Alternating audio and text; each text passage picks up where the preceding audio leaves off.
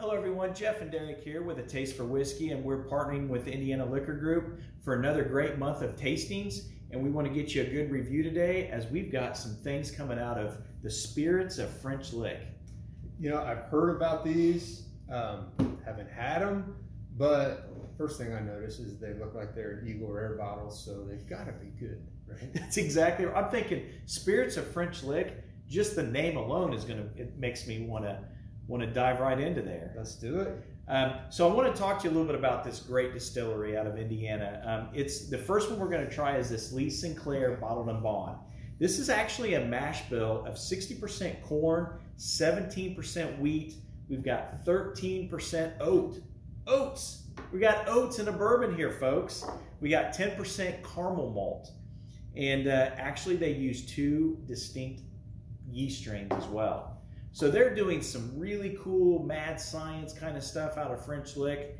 And I just like saying French Lick anyway. Well, why not, right? But this distill, if you get a chance to go on their website, definitely spend some time checking this out, because there is they've got some great information. I love their stories. Bottled and Bond? Bottled and Bond. It's going to be a 4-year, 100 proof.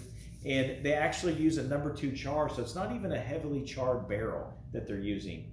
So there is just some love, there's some passion, there's some really cool things going on in how they really they want to create a different product, but a product that's what I call well above average. Do they have an age statement on these? 4 years. 4 years? It's going to be a 4-year, 100 proof. That's good color. 4 grain using oats. It is. It really is.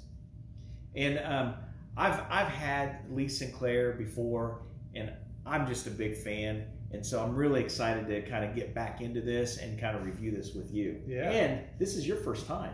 It is, and that's been happening a lot lately, which I love, right? Because you know, I want to try it all. Once you've had one, you want to try all of them. You want to try something different. That's right. Say, yeah. I like this guy on the front. It's a very the bottle looks.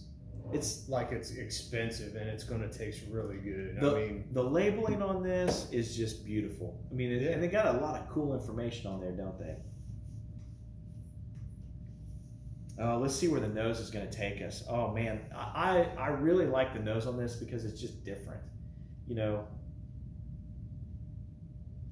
So yeah, so I do get notes of that. So there's that caramel, caramel malt is going to have more. The idea behind that is to pull more sweet notes out of the malting, out of that malt. And then the oat, I have no idea. I have no idea. There's a lot in this nose. Yeah. What do you want to find? It's one of those. You can just search for whatever you want. We could probably spend an entire video just talking about the nose on this. I think walnut. It's just I don't even know what. Oh, I agree. There's definitely some. So I do get a little bit of notes of the honey that's coming through there. Yeah. And maybe a little bit of the nutmeg. I am finding those in there, but I'm also finding some more of those kind of classic bourbon notes. I am pulling out some caramel. Are you? Yeah, those are there. But those are there. The caramel, maybe even butterscotch, but there's really some. I'm just jumping past that and trying to get to all the other good stuff. The cool in the back stuff of the glass. The stuff that isn't in a lot of other bourbons. Oh yeah, there is a walnut. Walnut. Yes. Is it leather in there too? I mean, it's just. This is great. Fantastic. 4-year, 100 proof. Yeah, let's try it. Yeah. Cheers. Cheers.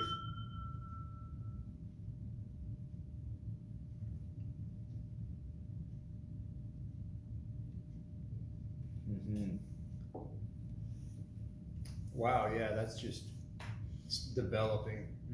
So I really want to keep this in my mouth for a little while, because I think the longer that you do, there's just so much flavor coming through there. And I really think, as a bourbon geek, I think you just kind of want to pick it apart as you're going through it. Yeah. And it's really rich. I say that a lot, and I hate to use that term, but what I like about that, and the reason I say that is because I feel like you can pull so many flavors out of that.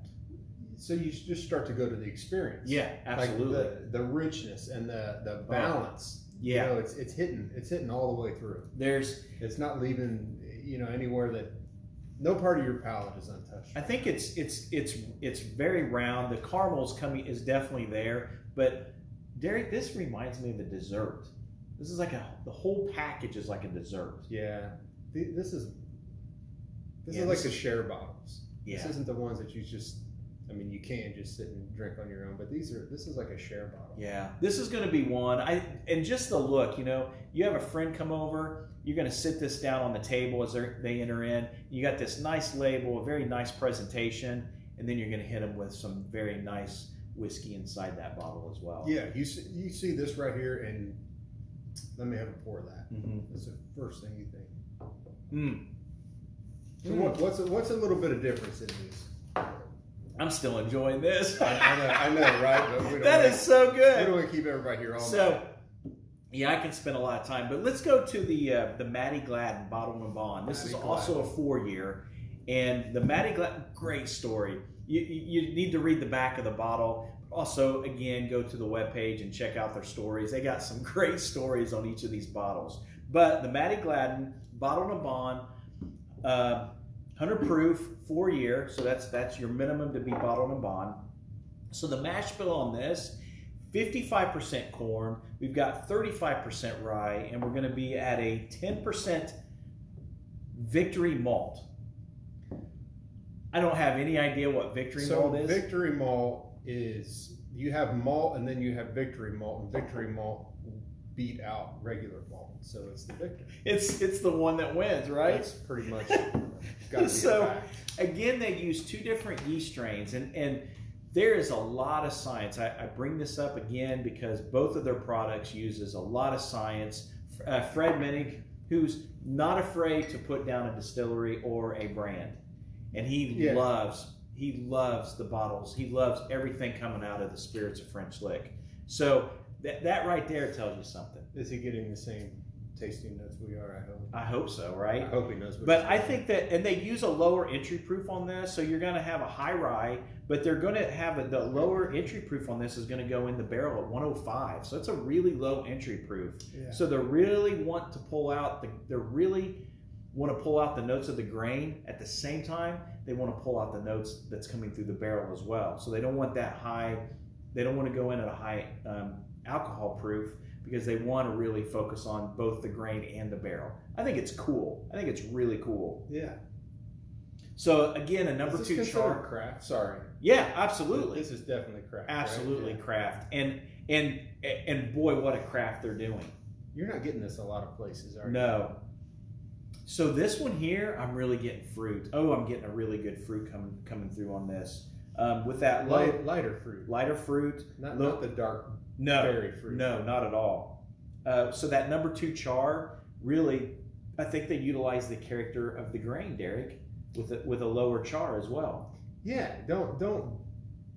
No, I like dark notes in bourbon. I like when it hits that coffee chocolate. But if you've got something good enough that you can just give it a 2 and let those flavors speak for themselves. Oh, absolutely. Yeah.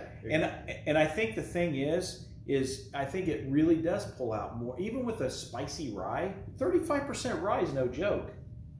But this... I almost forgot you said that it was that rye on the nose. I'm getting some apple. I'm really getting some of that apple come through. Pear. But this is what's really weird, and this is what I got when I tried this one other time. I know I keep talking about the nose here, but there's so much, and that is there's a little hint of coffee and tobacco just in the very back of the glass. It's really, really cool. So in the midst of the fruit, you're kind of going into the darker side of the coffee and the tobacco notes. There's a lot going on. It's crazy. But that's what that's what you want. You want to absolutely. You want to explore them.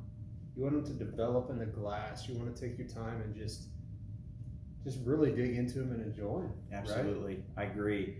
Well, let's dive into this. Cheers, cheers, folks.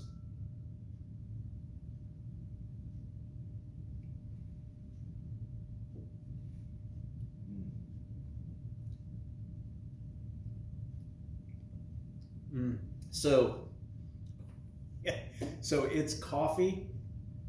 I'm getting coffee and tobacco, and it tasted darker than what the nose. Yes, there's there's like a walnut. There's that walnut finish really kicking through on this. There's like coffee grounds. Coffee grounds, yeah. And tobacco, like when you open up a tobacco, and that what you expect that would taste like. Copenhagen. Folks, I'll tell you my personal review on these. I really like these for a 4-year, 100 proof. These are excellent bottles. I love this. I love what they're doing down in southern Indiana. And you can't go wrong with either one of these bottles. Do you feel that way? Yeah. I'm a fan. Big fan.